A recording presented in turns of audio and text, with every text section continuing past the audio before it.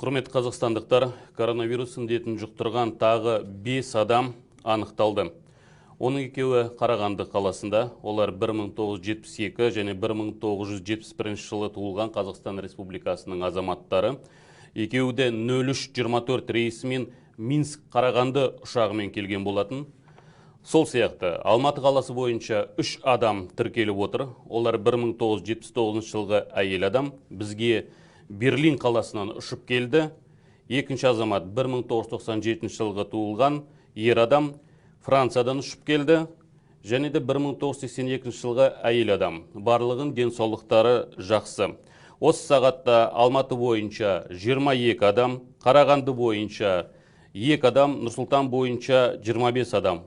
Барлығы республика бойынша 49 науқас тіркеліп отыр.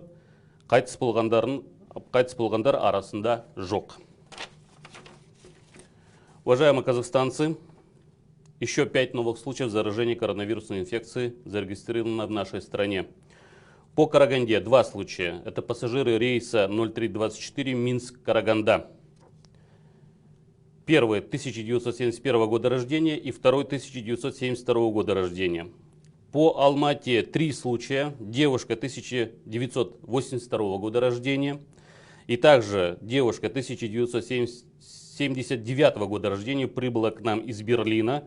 Второй гражданин 1997 года рождения прибыл к нам из Франции.